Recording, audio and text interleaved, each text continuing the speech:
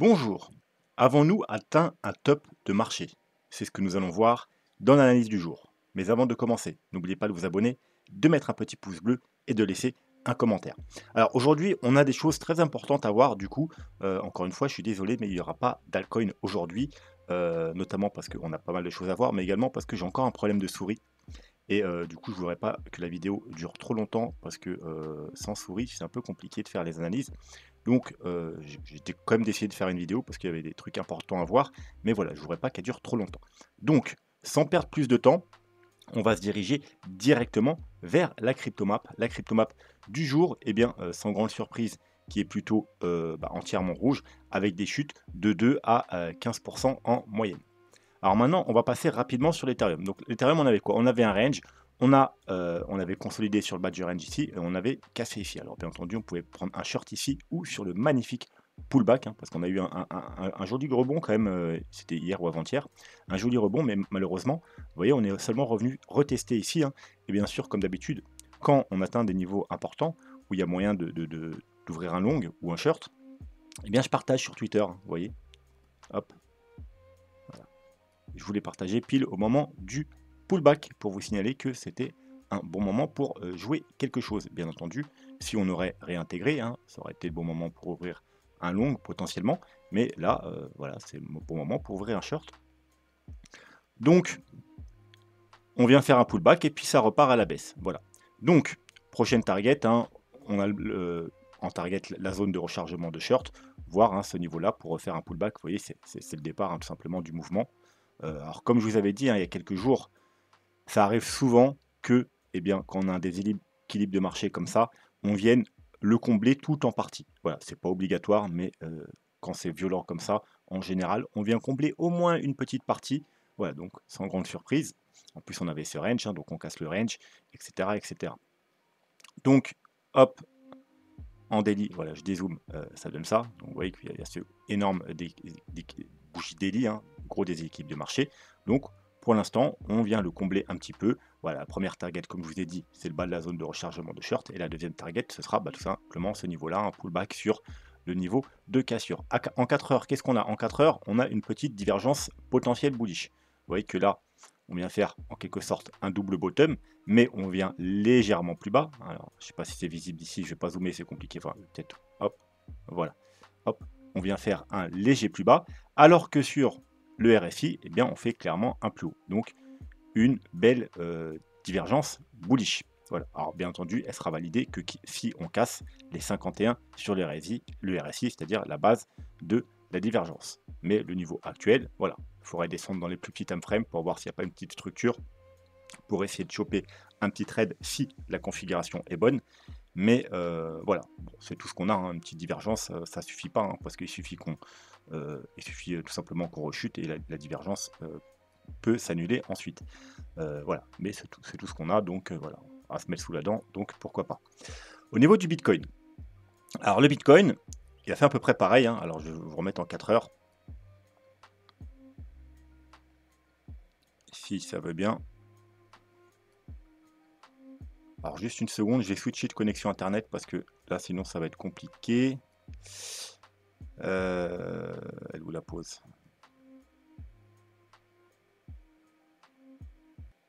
Voilà, ça devrait aller mieux comme ça. J'ai changé de connexion, voilà, tout parfait. Donc, rappelez-vous, hein, on a cassé là, on est venu faire un pullback, on est venu chercher, alors je vais repasser en daily plutôt, une zone intéressante. Alors pourquoi c'était une zone intéressante ici hein? C'est pareil, il y avait des trades, des longues hein, qui pouvaient s'ouvrir ici. Hein.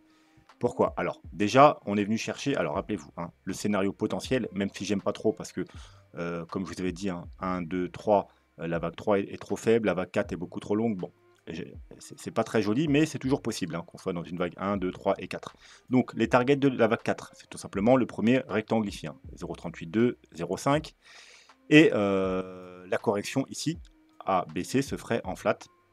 Et la target de la flat, ce serait le petit rectangle en bas. Hein. Donc là, on est venu parfaitement sur les 60 000, 6200, chercher un double objectif, objectif de vague 4, objectif de la flat. Donc effectivement, on pouvait tenter un petit trade ici, et eh bien, on a quand même bien rebondi. Hein, et voilà, ici, on arrive sur le gros niveau de résistance, le haut de la zone de rechargement de short, la trendline. Donc, c'était des petits profits à prendre, un break-even, etc. Donc, Si vous avez tenté ce trade, eh bien, du moins, c'est un trade gagnant. Bon, on est revenu encore. On revient, et là, ça rebondit encore. On revient au même point, hein.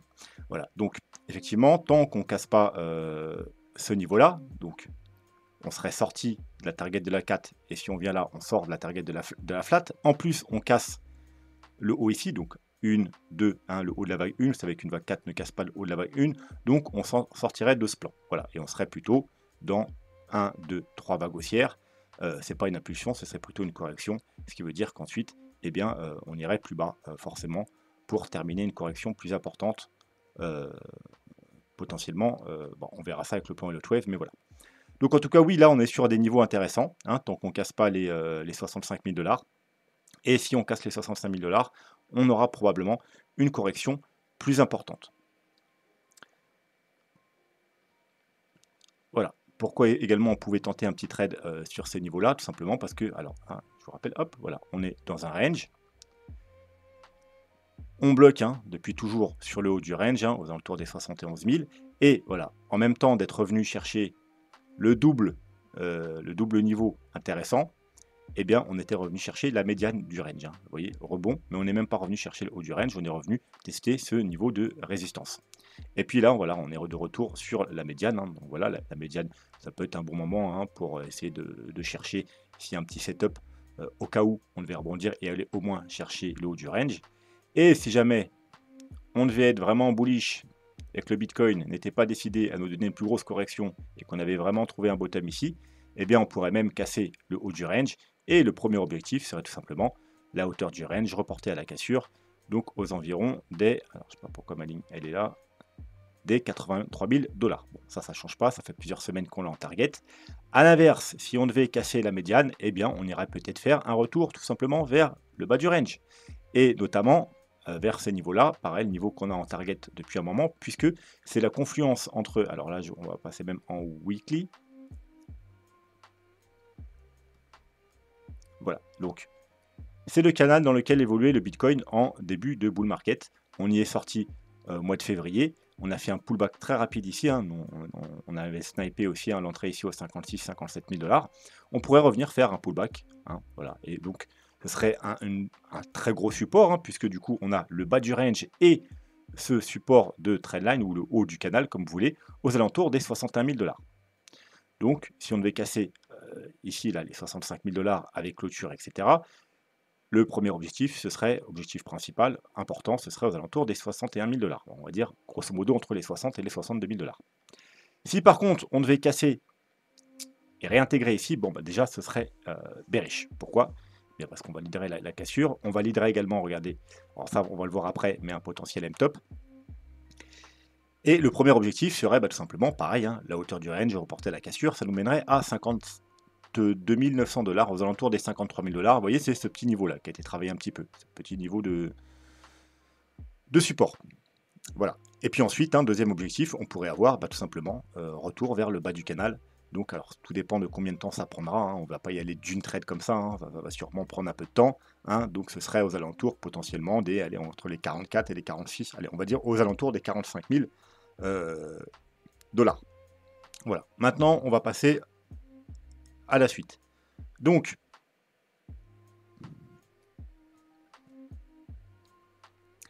alors, je vais en profiter, je vais répondre aux questions. Vous me posez des questions et je vous ai dit, moi, je réponds à toutes les questions que vous me posez en commentaire. Alors, des fois, je vous les réponds direct en commentaire parce que c'est très rapide. Quand c'est un peu plus long, je vous les réponds en vidéo. Et c'est surtout quand c'est des questions importantes et je veux que tout le monde entende les réponses. Je préfère les poster en vidéo parce que vous ne lisez pas forcément les commentaires. Donc, des commentaires, par exemple, alors c'était pas une question, c'était une remarque. Quelqu'un, alors je sais pas c'est qui, je vais pas les rechercher, mais m'a dit oui, tu regardes les mauvais time frames parce que la correction qui a débuté en mars, c'est une correction H4 et tu regardes les time frames en daily, en 3 jours, en weekly. Alors, ce que j'ai répondu, c'est que ce qu'il est en train de me raconter là, il parle de wave trading. Alors, d'ailleurs, si le wave trading vous intéresse, vous allez voir la chaîne, je crois que c'est Wave Trading France ou je sais plus quoi, je crois que c'est Kim qui fait les analyses. Donc c'est intéressant. Mais moi, je fais pas de wave trading. Donc, non, je regarde les bons time frames. Pourquoi? Parce que moi, je fais pas de wave trading. Donc, pour moi, quand je regarde les time frames, il faut que j'aperçoive. Alors, on va voir. Vous voyez que sur une. Voilà. Là, vous voyez que j'ai même pas toute la correction en vue. Il faut que je dézoome, parce qu'en H4. Donc, d'un point de vue graphique, hein, si j'enlève le point de vue wave trading, c'est sûrement pas un mouvement H4, seulement un mouvement H4.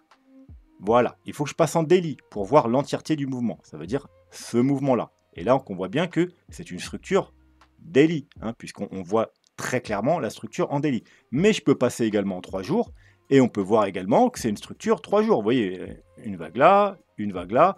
La structure apparaît clairement en 3 jours. Alors effectivement, si je passe en mensuel, là on n'a rien. Hein, donc c'est sûrement pas une structure mensuelle.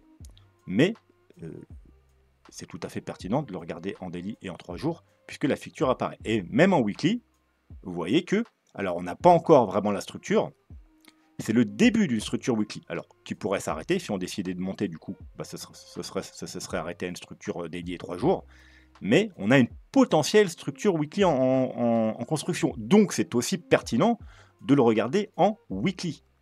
Voilà, puisque notre but, c'est pas seulement de savoir ce qui s'est passé avant, c'est aussi ce qui va se passer après. Donc c'est d'anticiper.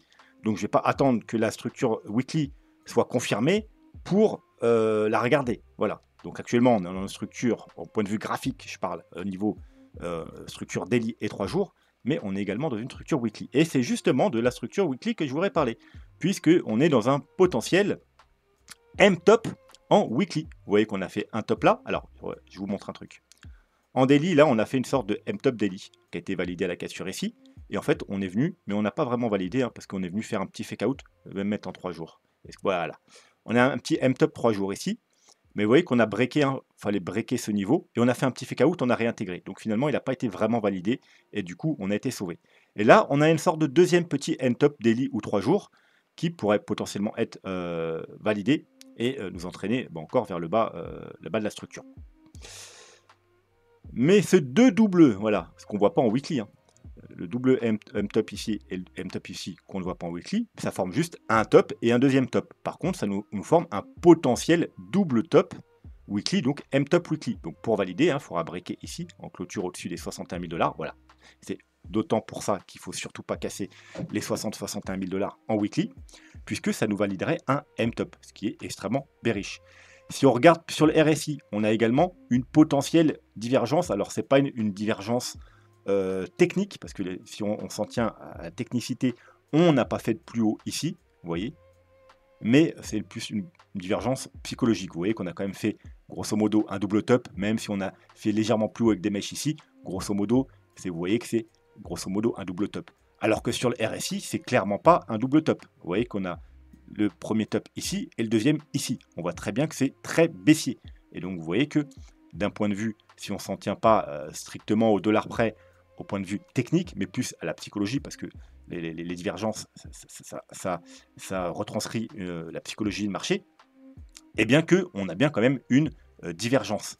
Et une divergence weekly, je vous rappelle, les dernières divergences weekly qu'on a eues, c'était ici, avec cette chute ici, et puis c'était surtout ici. Vous voyez, avec un gros M-top, un M, voilà, qui a été validé à la cassure ici, divergence également weekly validée, et puis voilà, hein, on a eu ce qu'on a suivi, hein, donc la confirmation du bear market.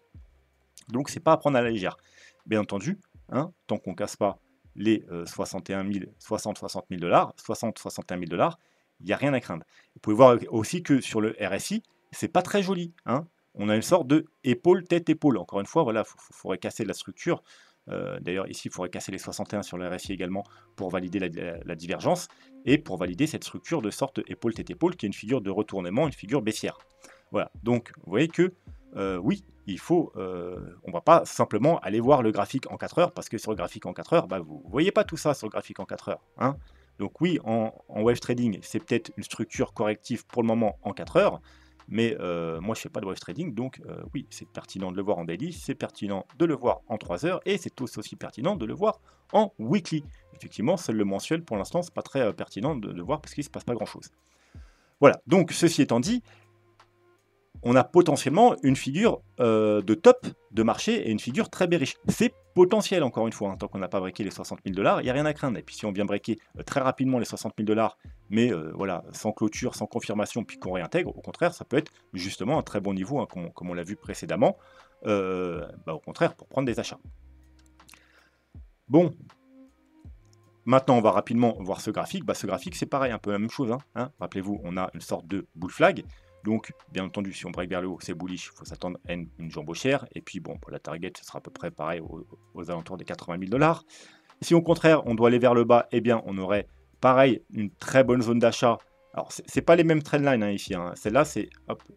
Vous voyez, c'est une trendline qui est unique à ce graphique. C'est une trendline qui date depuis 2013. Qui a fait support. Alors, je ne vais pas recommencer. Enfin, je sais qu'il y a peut-être des nouveaux. Mais voilà, elle a fait support pendant 10 ans, grosso modo. Puis, oula.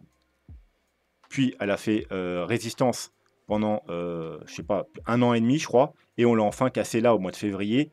Et puis voilà, donc on n'a pas encore fait de pullback dessus. Donc on pourrait potentiellement, vous voyez que depuis qu'on a cassé, on n'a pas fait de pullback dessus. On pourrait venir faire un pullback. Donc c'est un très gros niveau support. Puis c'est une trendline qui a fait support pendant 10 ans, puis résistance pendant 1 an et demi.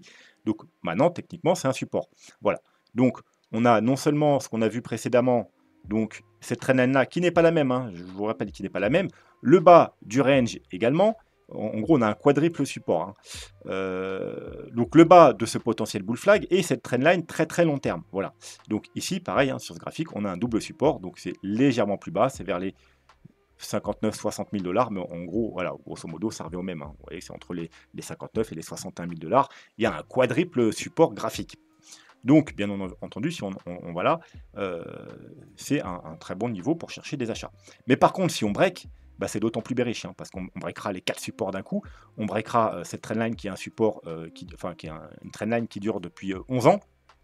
On breakera un bull flag qui est une figure bullish. Et une figure bullish breakée à la baisse, c'est d'autant plus bearish. Et bien entendu, on validera le MTOP, etc., le RSI, voilà. Bon, bref, ce ne sera pas bon signe. Mais par contre, encore une fois, si c'est un petit fake out, vous voyez comme une mèche ici, ou même juste une bougie qui clôture, mais on réintègre directement, au contraire, là, c'est un bon niveau pour topper des achats. Voilà. Donc maintenant, on va aller voir un graphique très important. C'est un graphique qu'on avait vu il y a très longtemps, au début de la chaîne, et puis avant même la chaîne sur TradingView, mais que j'avais oublié depuis. Ça fait au moins 2 ans qu'on ne l'a pas vu. Et il y a un abonné, merci, il me l'a rappelé en commentaire. Donc merci à toi. Du coup, je l'ai repartagé pour pas oublier de vous en parler. Je l'ai repartagé sur Twitter. Et c'est le graphique de market cap de l'USDT dominance. C'est l'USDT dominance tout simplement. Alors ce graphique, pourquoi je vous en ai pas reparlé depuis? Tout simplement parce que ceux qui suivent ma chaîne depuis longtemps, vous vous souvenez qu'il y a 2 ans, 1 an et demi, 2 ans, TradingView, il m'a effacé, je ne sais pas pourquoi, il m'a effacé tous mes graphiques.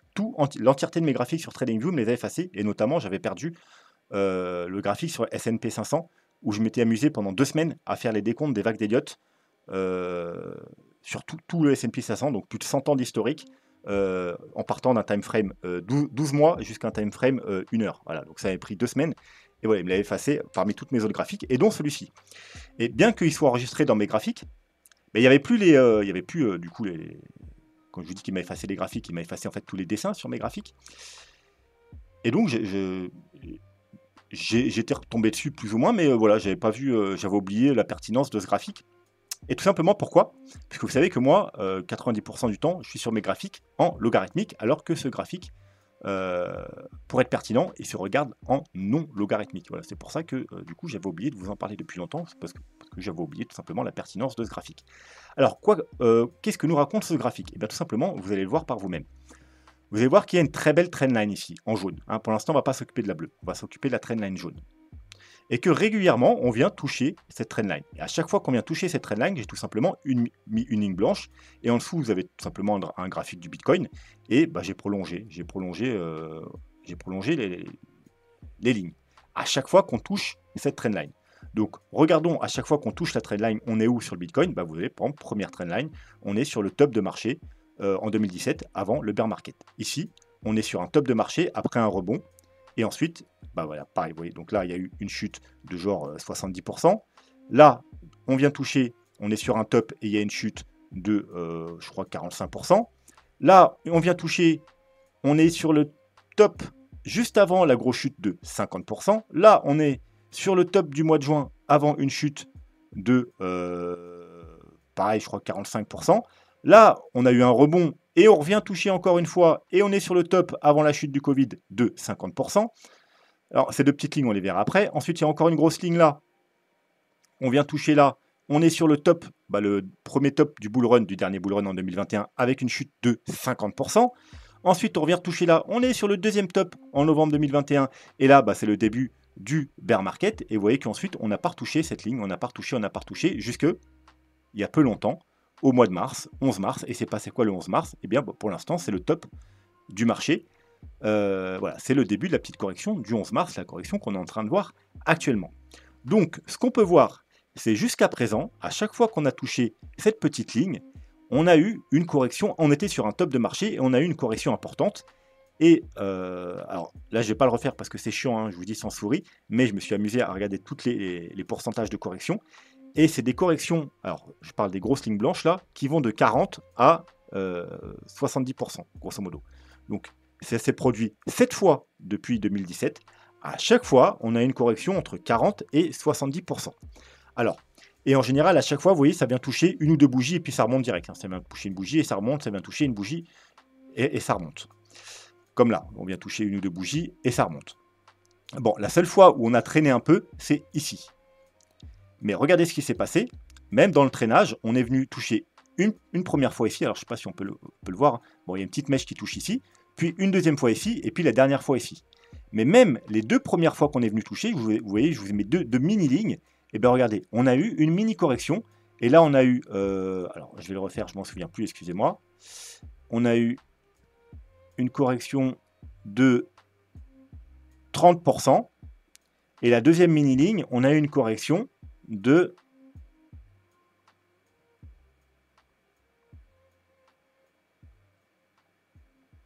Ok, bon. Ah, je vous dis, sans souris, c'est pas évident.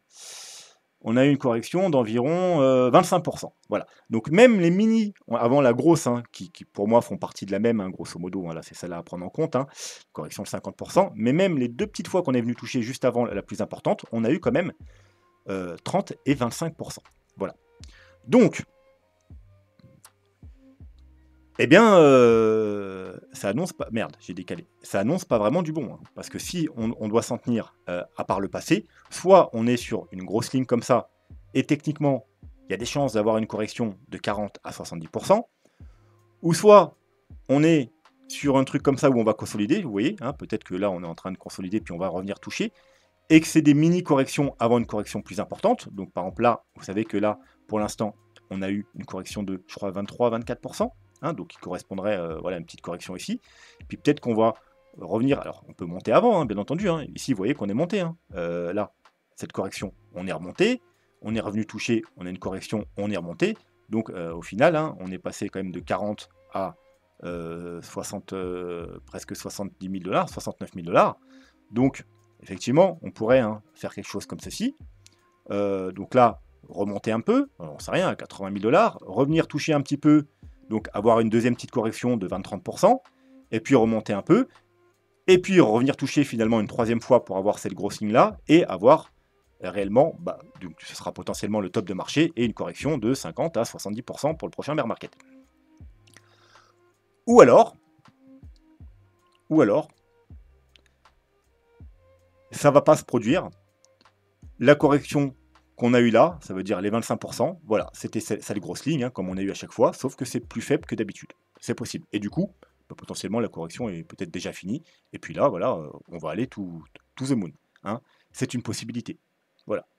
Théoriquement, c'est pas ce qui a privilégié. Pourquoi?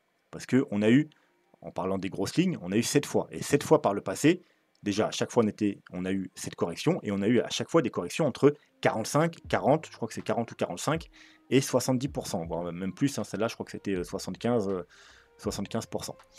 Et on a souvent eu 50%, hein. Vous voyez, là on a eu 50%, là on a eu 50%, là on a eu 50%, là on a eu 50%, et puis là on a eu tout le bear market, hein, donc on a eu 74%. Donc techniquement, il faudrait s'attendre, eh bien, soit maintenant, soit comme je vous ai dit, si on est dans un petit scénario comme ça, donc en fait, si cette ligne-là, ce ne serait pas une grosse ligne, mais plutôt une petite ligne, parce que vous voyez que peut-être qu'on va faire justement une structure comme ça, vous voyez, une structure corrective comme ça, puis on va revenir toucher une fois, peut-être même 2 fois, donc avoir 1 ou 2 up avant la correction finale. Mais si on n'est pas dans cette petite ligne et qu'on est dans la grosse ligne, eh bien techniquement, les chances qu'on ait une correction bah, beaucoup plus importante, ça veut dire au moins 40%, sont quand même relativement élevées. Voilà. Alors, bien entendu, il ne faut pas paniquer, puisque on a vu précédemment que tant qu'on ne cassait pas les 60 000 $, il y avait plutôt rien à craindre. Mais si on casse les 60 000 $, non seulement on valide tout ce que je vous ai dit avant, hein, notamment une trendline qui a 11 ans d'existence, et bon bref, je vais pas répéter tout ce que j'ai dit depuis le début de la vidéo, mais voilà, on valide quand même un top, un M-top, etc., etc. Mais en plus, eh bien, en ayant ce graphique devant les yeux, eh bien, ça nous annonce quand même une très grosse correction. Voilà, donc il ne faut surtout pas briser les 60 000 $, ça pourrait effectivement enclencher ces scénarios, c'est-à-dire une correction de 40 à 70%. Voilà, bon, puisqu'on est sur ce graphique, je vais quand même vous donner une deuxième petite trendline. C'est cette trendline bleue. Alors, elle n'est pas aussi bien créée, elle n'est pas aussi propre. Hein. Celle-là, elle est vraiment extrêmement parfaite. Hein. C'est vraiment phénoménal. Celle-là, un peu moins propre, mais vous voyez que quand même, elle est quand même pas mal. Hein. On touche là, on touche là, on touche là, on touche là, on touche là. Là, on vient quasiment toucher. Bon, là, on dépasse un peu, hein, mais je suis sûr que si on se met en mensuel, hein, ça nous fait une belle clôture. Et puis voilà, on vient toucher là, on vient toucher là, etc., etc. Et ce qu'on peut voir aussi à chaque fois qu'on touche, regardez, on touche là, on est sur un bottom. On vient toucher là, on est sur le bottom du bear market. On vient toucher là, on est sur le bottom du Covid. On vient toucher là, on est sur le bottom de cette petite correction avant le gros pump. On vient toucher là, on est sur le bottom de cette correction avant le gros pump. On vient toucher là et dépasser là, on est sur un, comment on appelle ça, un petit bottom, on a un petit up. Alors après, effectivement, ça rechute. Mais voilà, on revient encore dépasser une fois là avec une mèche. Et on est encore sur un bottom. On vient toucher là. Et on est sur un bottom de la correction, les 19 000 $. Alors, hein, les graphiques, vu que c'est dézoomé, qu'il y a deux graphiques, on ne voit pas très bien. Hein, mais là, on a eu une jolie correction. C'est là où il y a eu la grosse mèche aux 19 000 $, qu'on a d'ailleurs racheté. Et puis, on vient toucher là. Et on était sur le petit bottom ici, avant ce pump important. Et voilà. Et là, on n'est pas venu toucher, hein, mais on s'en est rapproché fortement. Et puis, on était encore sur le bottom. Voilà. Donc, qu'est-ce que ça veut dire? Ça veut dire que, peu importe si on devait avoir une grosse correction maintenant, ou plus tard, hein, si le scénario s'annule, et puis là, on va to the moon. Mais lorsqu'on aura une correction, ou au prochain bear market, ou lors de la prochaine correction importante, hein, c'est-à-dire une correction de 20, 30, 40%, il faudra surveiller ici cette fameuse trendline pour tout simplement avoir le potentiel bottom de cette correction plus ou moins importante. Voilà, ce sera dans le futur, hein, c'est pas actif actuellement parce que vous voyez qu'on est très loin, mais si dans les semaines, mois qui viennent, même les années qui viennent, peu importe, on a une très grosse correction, eh bien il faudra surveiller cette trendline haussière également pour également choper, pourquoi pas, le bottom. Voilà, bon, maintenant on va aller sur le plan Elliott Wave parce qu'on m'a également posé des questions sur le plan Elliott Wave, je vais essayer d'y répondre rapidement. Alors je vous rappelle, hein, si vous êtes nouveau sur la chaîne, allez absolument voir, c'est entre chaque vidéo et c'est également dans les playlists, tuto vague d'Elliott pour comprendre ce que je raconte sur les vagues d'Elliott, mais également ce que les autres youtubeurs ou analystes sur peu importe la plateforme vous racontent quand ils parlent d'Elliotisme. C'est très important, vidéo très simple, tout le monde peut comprendre. Vous pouvez également, bien entendu, regarder toutes les autres vidéos. Il y a plein de vidéos super intéressantes. Elles sont toujours valides. Hein. Voilà. Le bull run, les objectifs du bull run, etc. etc. C'est extrêmement important. Bull run, ça vous explique c'est quoi un bull run, c'est quoi un bull market, quand c'est que ça commence, quand c'est que ça termine, etc. Et si vous voulez soutenir la chaîne, vous pouvez soit utiliser les liens d'affiliation qui se trouvent ici. Donc là, il y a les liens d'affiliation crypto. C'est toutes les plateformes que j'utilise moi pour trader ou pour investir sur les cryptos. Et pour les marchés traditionnels, pour moi, Trade Republic, c'est une des meilleures plateformes, surtout pour les débutants. C'est très simple et c'est les frais les plus bas du marché. Voilà. Et si vous avez déjà tout ce qu'il vous faut en lien d'affiliation, mais vous voulez quand même soutenir la chaîne, vous pouvez faire un petit don, soit avec le petit merci qu'il y a ici, c'est très simple. Bon, bien évidemment, YouTube, il se prend un petit pourcentage. Et sinon, vous pouvez tout simplement faire un petit don en crypto. Hein. Il y a des adresses crypto ici, mais vous pouvez également tout simplement demander une adresse de votre choix sur la crypto de votre choix. Je vous l'envoie et puis voilà. Hein, c'est très simple et ça soutient la chaîne parce que bon, YouTube, hein, moi, 8000 abonnés, bien entendu, il ne me paye pas. Hein. Ou vraiment très peu. Hein. On est à quelques dizaines de dollars. Bref, on en est sur le plan Elliott Wave. Donc la première question qu'on m'a posée, c'est... alors, juste une seconde, je vais boire un petit coup d'eau. C'est est-ce que le plan peut s'invalider? C'est-à-dire le plan jaune. En gros, le plan bullish. Hein, parce que vous savez que On va se mettre en weekly. Alors, vous savez qu'on a plus ou moins trois plans et le 12, mais peu importe. Hein. Le principe, les trois plans, le principe reste le même. Hein. C'est les sous-décomptes qui sont différents, mais le principe c'est le même, c'est-à-dire qu'on a trouvé un bottom ici, donc on est reparti dans un bull market, donc dans une tendance haussière, et que en idiotisme, une tendance haussière se fait en 5 vagues haussières, donc 1, 2, 3, 4, 5.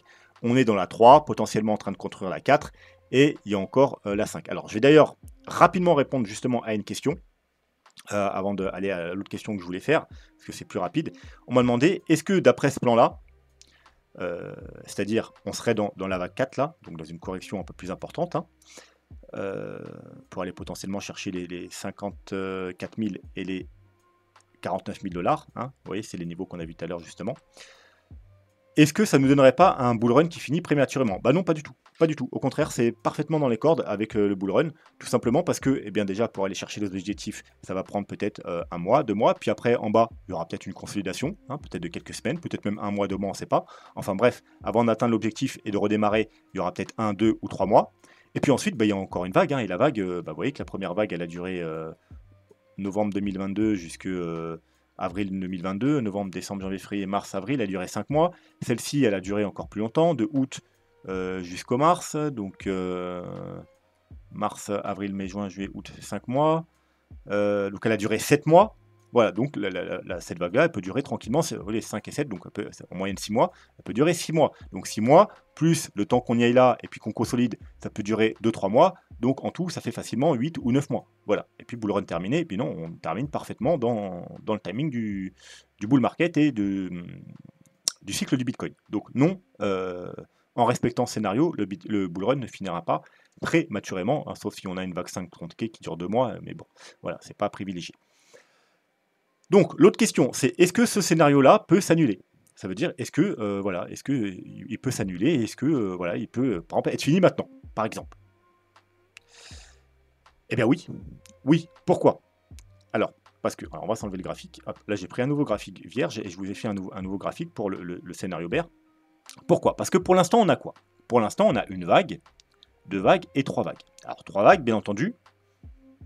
Moi, mon scénario pour l'instant principal, c'est qu'on est dans un nouveau cycle haussier et qu'on n'a pas terminé. Le cycle Bitcoin, il dure un peu plus longtemps. Hein, il nous manque encore au moins 6 mois. Et que, d'après les lotismes, hein, dans les tendances haussières, les vagues impulsives, c'est 5 vagues haussières. Donc pour moi, on est dans une vague 1, 2, 3, peut-être même pas terminée. Vous savez qu'il y a un scénario où on n'a même pas terminé la vague 3, mais bon, potentiellement, au maximum, 3, et puis la 4, et puis ensuite 5. Mais pour l'instant, on n'a que 3 vagues. Et 3 vagues, c'est quoi? Bah, ça peut être effectivement le début 1, 2, 3 d'une impulsive, mais ça peut être une ABC, une vague corrective. Alors on va dire, pour une vague corrective, on va haut. Normalement, en correction, on n'est pas censé s'arrêter par en plat. Non. Non, non, non. N'oubliez pas, il y a les flats. Les flats, c'est quoi? C'est une vague, on appelle ça aussi correction à plat. C'est une vague corrective qui est très bullish et qui peut monter jusqu'au dernier sommet, hein, au début de la correction, et même plus haut. Hein. Une flat, les objectifs d'une flat, donc une flat, c'est une A, une B et ensuite une C. Et l'objectif de la B, bah, c'est 0,90, donc c'est juste un peu en dessous le dernier sommet. Les 1, donc c'est pile poil au niveau du dernier sommet, c'est-à-dire le niveau actuel. Et même un peu plus haut, c'est-à-dire les 1,13 et 1,23,6. Alors dans très rare cas, les 1,61,8, mais moi en général, j'en tiens pas compte. Quand on a passé les 1,23,6, pour moi, voilà, on sort de ce scénario-là. Et donc, ce qui nous donnerait, donc vous savez déjà, donc une A qu'on a fait justement en flat, A, B, vous voyez, et C, avec 3 vagues baissières, 3 vagues haussières et 5 vagues baissières, puisqu'une flat se décompte en 3, 3, 5. Donc pour moi, le bear market s'est décompté en flat. Et ensuite, pour l'instant, on a fait une A, B, C, donc 3, 3. Et si on est dans ce scénario-là de la flat, ensuite, il nous faudra 5 vagues baissières pour terminer cette gigantesque correction. Alors pourquoi on aurait droit à une gigantesque correction? Bah, tout simplement, potentiellement, si on était dans ce scénario-là. Alors là, je suis en 2 semaines. Vous voyez que là, si on prend tout le décompte, alors c'est un décompte possible, il y a plusieurs décomptes possibles, mais voilà, c'est pour ça que je vous parle de celui-là. Donc on prend le début du Bitcoin, on a fait une première grande vague haussière, une grosse correction, donc une vague 2, une vague 3, alors d'ailleurs, il faut que je replace un petit peu mieux, hop, hop, hop, hop, hop, voilà, une vague 3, puis une vague 4, et puis enfin une vague 5, qui s'est terminée justement en mars 2021. Et il se passe quoi après 5 vagues haussières? Vous savez que 5 vagues haussières, bah, ça forme une grande vague, et on a une grande vague 2. Et donc, Si on était bien dans ce scénario-là, alors peut-être qu'on a fini ici, hein. Dans ce cas-là, c'est une correction courte, parce que normalement, on est censé corriger tout ça. Et ça, on parle de 10 ans. Donc 10 ans de hausse. Effectivement, là, on a corrigé pendant mars 2021, novembre 2022, pendant 1 an et demi. Mais on pourrait avoir droit à une correction beaucoup plus longue, parce que pour corriger, souvent, c'est un tiers. Vous savez, les corrections, on peut dire qu'un tiers, c'est une bonne moyenne. Donc un tiers, ça nous donnerait 3 ans. Hein, et on peut même des fois corriger jusqu'à la moitié du temps, voire même plus. Hein, donc on pourrait corriger 5 ans pour corriger tout ce mouvement. Donc, eh bien, on serait justement dans le scénario d'une très grosse correction. Et vu que le Bitcoin est bullish, eh ben, c'est une correction en flat. Rien de plus normal pour le Bitcoin.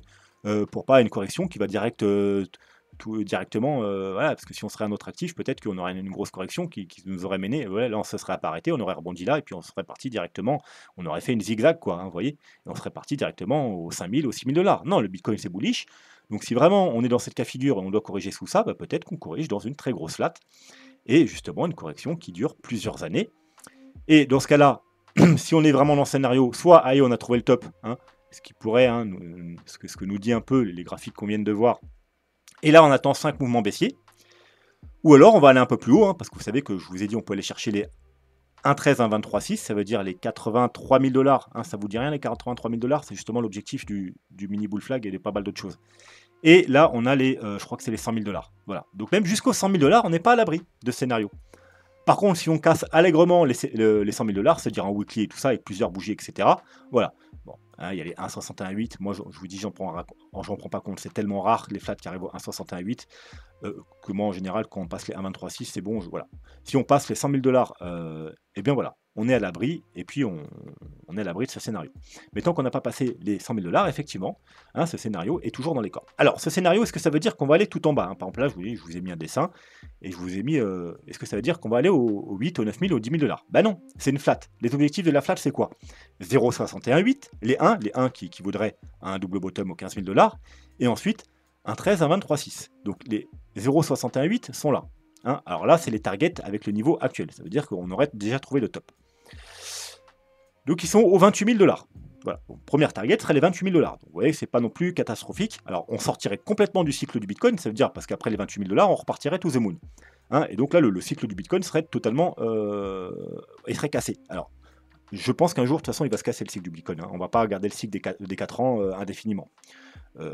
Alors, est-ce que c'est maintenant, est-ce que c'est plus tard? Je ne sais pas, mais c'est sûr qu'on ne va pas le garder indéfiniment. Et ensuite, bon, il y a le double bottom, hein, aux 15 000 $. Et pour finir, on a les 1,13, 1,23,6, c'est-à-dire les 8 000 aux 10 000 $.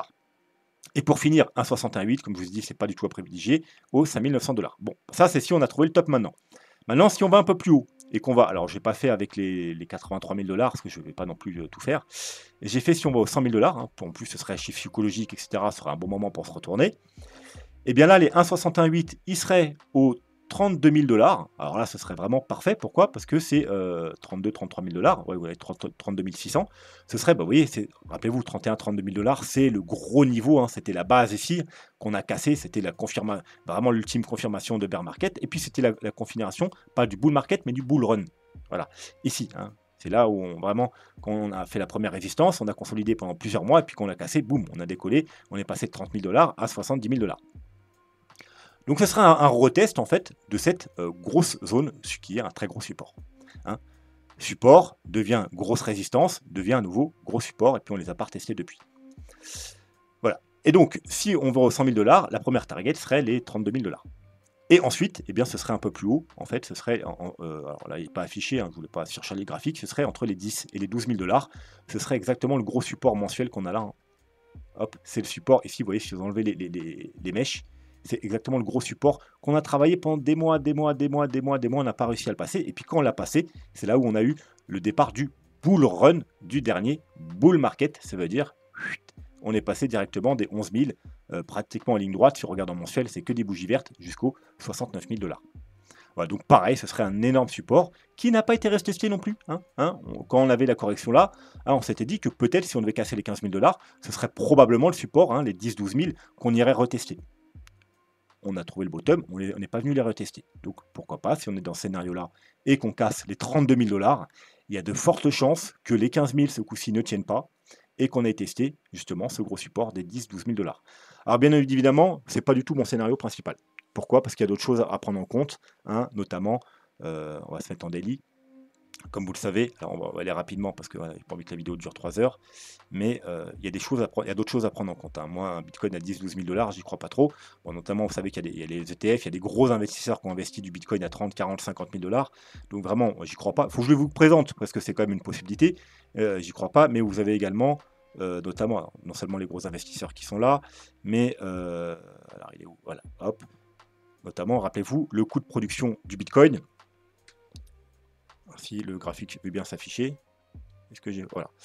Le Bitcoin n'est jamais allé, hein, sous son coût de production. On va enlever le graphique. Ah, c'est long, c'est long, c'est long.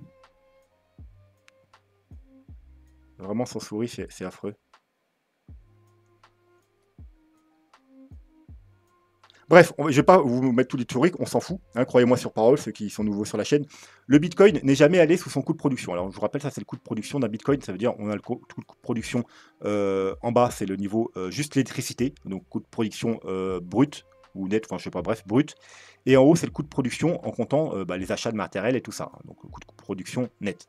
Voilà, donc juste avant le halving, il était entre 15 et 26 000 $. Et à chaque fois, en général, en bear market, on vient chercher le bas. Ça veut dire, voilà, c'est exactement comme ici. Hein, pour ça qu'on surveillait ce niveau-là. On est venu parfaitement rechercher. Et il n'est jamais venu en dessous. Hein, alors des petites mèches, etc. Mais il n'est jamais... voilà. Et là, actuellement, vu qu'il y a eu le halving, le coût de production est entre les 32 et les 54 000. Donc effectivement, du coup, le scénario là, où on irait à 100 000 $ et qu'ensuite on viendrait toucher les 32, bah c'est parfait. C'est parfait parce qu'encore une fois, du coup, on reviendrait toucher le bas. Hein. Donc vous voyez que 32, voilà, non seulement c'est le gros support ici, mais c'est également le coût de production du Bitcoin. Donc là, par contre, c'est un scénario qui serait valide. Hein. Aller toucher les 100 000 et redescendre aux 32 000 $ serait tout à fait possible. Mais par contre, aller plus bas, retourner aux 15 000, voire même aller plus bas que les 15 000, il y aurait un très gros problème au niveau des mineurs, etc. etc.